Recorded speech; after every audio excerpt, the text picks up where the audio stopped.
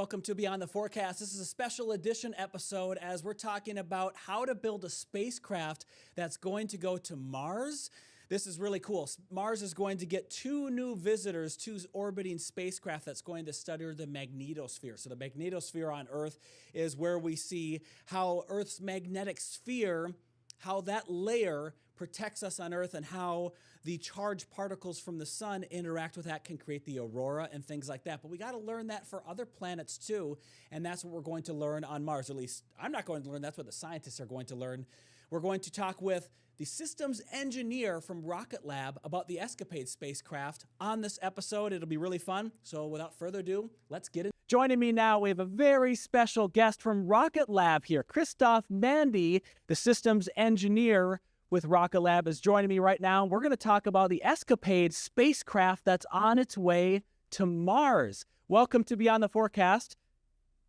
Thank you. It's nice to meet you. Yes, thank you. And just before we get into engineering this spacecraft, a spacecraft that's going to Mars, tell me a little bit about history about yourself. Is this your first time ever building a spacecraft? Not exactly. So my name is Christophe Mandy. I'm the chief engineer for the Escapade program at Rocket Lab. And it was my first real mission coming into Rocket Lab. I supported another couple of missions we've done in the past, including Capstone, which is a beautiful spacecraft we sent to the moon. But prior to that, I was actually working in manufacturing. I came to the US to work in aerospace, but it took a little bit before I could get into the industry. Okay. That's fascinating. So tell me about the Escapade spacecraft. What was your role with designing, constructing this? Because this has been going on for a couple of years now. That's right. So we started working on Escapade in 2021 at Rocket Lab in January. And my job was to be the lead system engineer. So I am responsible for all of the technical decisions on the program itself. The way we think about it is that on the one hand, a system engineer is responsible for requirements and interface documents and documentation in general.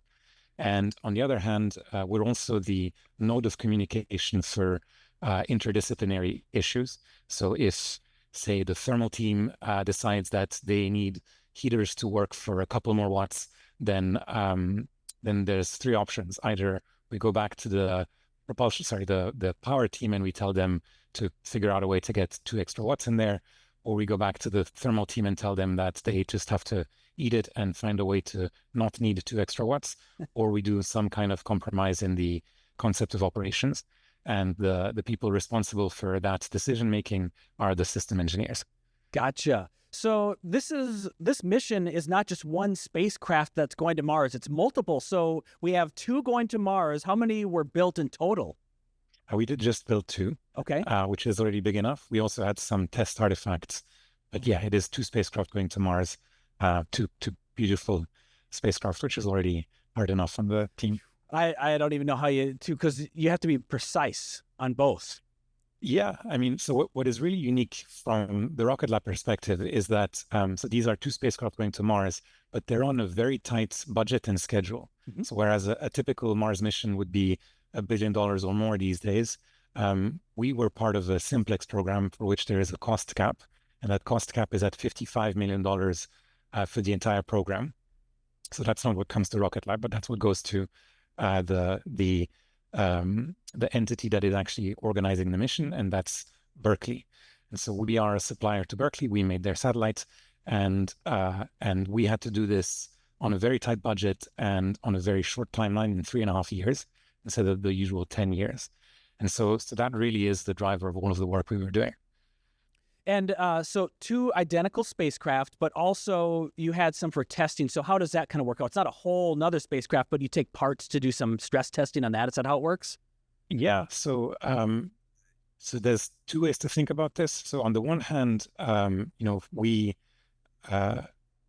when you build a satellite, it goes through a range of tests. Classically, once the satellite is assembled, you take it through what is known as environmental testing. And that's where we test the radio emissions that it'll emit just to see if there's any issues there. And then we vibe it. So that's, vibrating it on a table to shake it, to simulate the launch loads.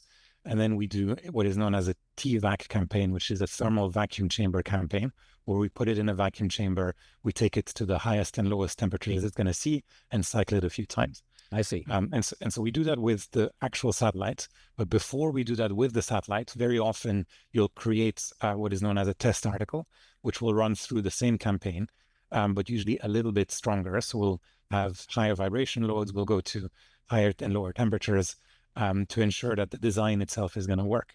And that is known as a qualification article. And so we'll make a qualification article, which is as close as possible to the actual spacecraft, two of the same spacecraft.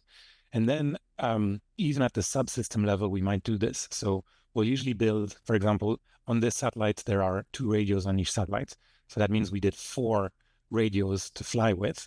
And then we had spares and qualification articles even at the radio level, where we would test the radio to the different environments. So there's in total about 5 spacecraft worth of components that we end up buying for the 2 satellites that are flown. Wow, that's incredible. And flying through space is not just flying in an orbit around the Earth. You're leaving Earth's orbit. You're leaving anything that you'd be doing with the moon of Earth. You're going all the way to Mars. So that's a pretty hostile environment, especially when the sun is still getting past its solar maximum. There's a lot of solar storms. So there's a lot of things to consider when a spacecraft is sitting there all by itself on the way to Mars. That's right. It's hard enough to make a satellite in general, but interplanetaries are especially challenging because, as you point out, we start around Earth, which means we have to survive the Earth environments, which in the context of this mission are kind of hot. Like it's much hotter around Earth than it is at Mars. And then we have to make our way all the way to Mars, where our communication link is much weaker because it's so far, where the power is lower because the density of light that you get from the sun is lower, and where it's much harder to react to any issues because of the travel time of light. And so our satellites have to be capable of not just surviving the usual Earth environments, but also the Martian environments and everything in between. One thing that's interesting to me with this whole mission is the flight path and how long it's taking. So it was launched back on November 13th. It's going to loiter at L2 near Earth basically for a year. So why is it going to stay near us for a year before it makes that push towards Mars? Yeah, so the optimal trajectory to Mars happens every 26 months when the Earth and Mars orbital planes kind of align, and when you can do either a Hohmann transfer or Oberth maneuver to get from Earth to Mars. And that happened last September, and the next one is in November next year. And so originally we were planning to launch last September, but there were delays with the launch vehicle, and ultimately we missed the launch window. And so the simplest solution is then to wait for the next launch window. But NASA decided to launch us early and have us wait for that planetary alignment in space and use the time in space to already do some of the science. The satellites are intended to measure primarily solar activity, but it's really space weather. So it's the effects of the solar wind on the Martian atmosphere.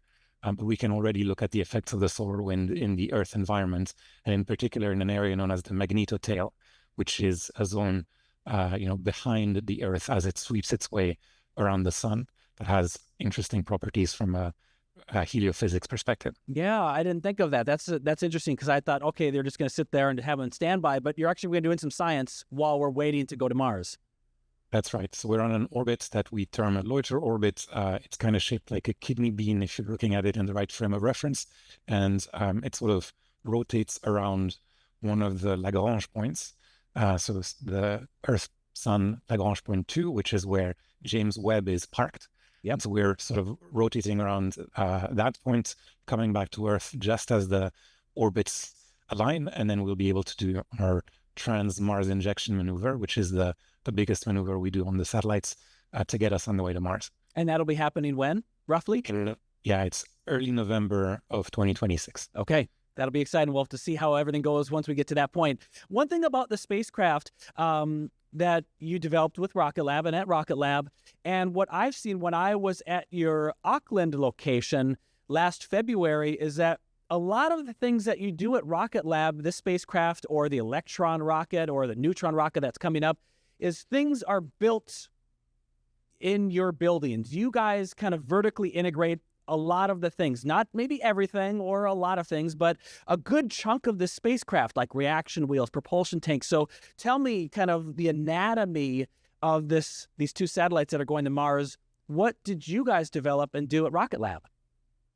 Yeah, so Rocket Lab has been really good. I like to think that we're ruthless about build versus buy decisions. So if it makes sense to build it in-house, we do so. And the reason you want to do it in-house kind of fall in three categories. So sometimes it's just more economical to do so. That's rare. It does happen, but if it costs money to a supplier to make, then it's also going to cost us money to make. And if a supplier wants to make margin, we'll also want to make margin. So that does happen, but it's not that frequent. More often, when you build it in-house, you get to control the supply chain, which helps with lead times, and so we can make things faster. And then the other biggest advantage really is that when we make radios, or we make reaction wheels, as you point out, and when you make those things and then sell them to a customer, you'll usually pad your performance to make sure that when the customer uses it in their environments and whatever they want to do to it, you can guarantee that performance. So if you say that your radio is going to have, I don't know, 30 dB of power, then you might actually test it to 35 dB to make sure that it can reach the 30 dB you're talking about. And if you do this for all of the different components in the system, that margin stacks up. And so if we're making it in-house and we know where that margin is, and we have the right specialists who know how to handle it, then you're not stacking margin on margin, and you can make your system perform much better, which is another advantage of doing so. So as you point out, we build reaction wheels and star trackers, we build radios, but even our team in New Zealand has a tremendous strength in composites, and the way we build our composite decks and struts and other parts in the spacecraft is also kind of unique and a specialty, as our propulsion. Since we make rockets, we're pretty good at the propulsion side of things as well. So that probably really helps too, because as you're building this thing and designing the spacecraft, you're thinking, oh, wait, we got to make sure that this radio system works correctly, or the star system works like this, but who built it? Oh, wait, we know who built it. Let's just email them because they work down the street, or they work on the other side of the Pacific. So that's probably very helpful in terms of collaboration and communication. That's exactly right. And so, whenever we run tests and have an issue, the person we need to ask a question to, or, bring in to help us fix it, is right there somewhere. Yeah, that's very helpful. So another thing that I wanted to bring up is once you get to Mars, or on that way to Mars, kind of what's the long-term goal there? How long is this mission going to be? Yeah, so it'll take a while to get to Mars. So we have 1 year in Earth orbit until we do that TMI, which is the trans-Mars injection. Then it takes about 11 months to get to Mars. And then we get to Mars and do the second biggest burn, which is called the Mars orbit insertion. And so at that point, so it's already been 1 year and 11 months. And we'll actually wait a little bit, about 7 months, because the Mars is going to pass behind the sun. And when that happens, it's basically impossible to communicate with the satellites. So we're waiting for that to happen. It's called conjunction. And then after the conjunction, the primary mission will take place. And so there is an 11-month science mission at Mars that starts after everything I just described. So it's after about 26 months. And then once the 11-month mission is over, we've met the primary goals of the satellites. But our assumption is that if the satellites are still in working order, that NASA will want to continue prolonging the mission and continue executing whatever science it can until we run out of consumables, which would probably be running out of fuel. So the spacecraft, if everything goes correctly and they last a little bit longer, for a good example of the Mars rovers, they lasted much longer than they were designed for. So, we're hoping for another success story like that. We could use the spacecraft not only to study about Mars' magnetosphere and the solar wind interaction from the sun, but maybe for future missions that could go to Mars too, for simple communication or other kind of crutches and aids to help with the science of those too. That's right. Yeah, absolutely. So they can be a communications relay if needed. And one of the drivers of the science is an assessment of the history of the Martian environment and weather. And in particular, there are signs of there having been water at the surface of Mars. which is no longer the case. And the only way that would have happened is if the conditions, the temperature and pressure at the surface of Mars, which used to be high enough to support water, have now gone down, and the pressure and temperatures are lower. And for that to happen, the atmosphere has to have vanished somehow. And the mechanism by which the atmosphere of Mars gets stripped away is this interaction between the solar wind and the Martian atmosphere. And so, this primary mission we have, which lasts 1 year, will effectively take a pretty thorough assessment of what that stripping process looks like, but for a very specific period of the solar cycle. The sun has this 11-year cycle during which it increases and decreases in activity. And so the longer that mission at Mars lasts, the more data points we have of how the stripping takes place over the course of the solar cycle, which will also help us really understand what the Martian environment is like. During your time engineering and building the spacecraft, were there any big challenges or things that you and your team had to overcome, and how did you do that? Tell me about that. Yeah, I mean, there were many. Yeah. And the drivers of the challenges are what I mentioned up front, which is the lower cost and faster timeline. And I think maybe one of the best examples of the kind of challenges we faced and the way we addressed them is to bring up our tanks. So, if you look at our spacecraft, we were designed to be able to go from Earth orbit to Mars, whereas a typical mission to Mars is put on board a rocket and the rocket sends it to Mars directly. We did not have that benefit. NASA, in order to keep the costs down, wanted us to ride share. And when we were designing, we didn't know what our ride share would look like. So we had to be able to support a bunch of different missions, which meant basically being able to go from a Earth orbit, such as a sun-synchronous orbit, all the way to Mars. So given that constraint, we had to design satellites where about 60% of the mass is fuel. So those satellites are about 500 kilos or 1,200 pounds, and 60% of that is fuel, which means that when you look at them, they're really big fuel tanks with instruments and computers kind of stuck all around them. And originally, the vendor for the fuel tanks was supposed to be able to deliver them in 2 years, but they ran into issues. And 2 years is already a pretty long time on a 3-year mission. Yes. And so we were running out of time to get that resolved. And about 8 months before we needed the tanks, we started making them ourselves. And so ultimately, the tanks that have flown are ones that we didn't buy from anyone, but built in-house, which goes back to what we talked about earlier, where one of the benefits of building things in-house is you control the supply chain, and from there the schedule. But it's not that simple. So we had to figure out a way to integrate those tanks very late into the satellites, and that's not an easy thing to do, because once you build a satellite, as I mentioned, the next thing you typically do is vibrate them, and then once you're done with that, you put them through the thermal testing. And so we came up with a method of testing the satellites with mass simulant tanks instead of the flight tanks, and then with thermal tanks instead of the flight tanks, so that we could plug in the tanks as late as possible. And we're able to close the schedule and get on time to the launch site last year. Wow, that's interesting. So if you add a tank at towards late in the game after you've kind of designed everything else, is it also a factor of where that weight of fuel is going to sit with your reaction wheels and everything that kind of controls the spacecraft? Is that an issue? Partly. So, you care about the center of mass and you care about the inertias, which is what you bring up. But those are set basically once, most of your satellite is fuel. There's not much you can do about where the center of mass is going to be. You can move your reaction wheels up and down. You can move your components here and there, but the center of mass isn't going to move that much. It does to some extent, but not that much. The other quantity we care about a lot is what is known as the fundamental mode, which is the frequency at which the satellite will vibrate. So, everything you make has a fundamental mode, and you don't want that mode to be excited by the launch. And so there is usually a minimum mode above which you need to be in order to be compatible with your launch vehicle.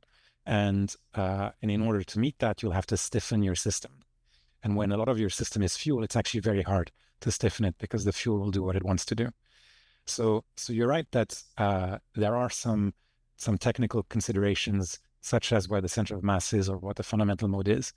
But there's another side to this, which is, in order to open and close your satellites to replace the tanks, you have to make it so that the interfaces to those tanks can be tested very simply, because you will basically have made your satellite and then vibrated it. And if when you open the satellite to replace the tank, you're taking everything apart, then you've sort of invalidated that test.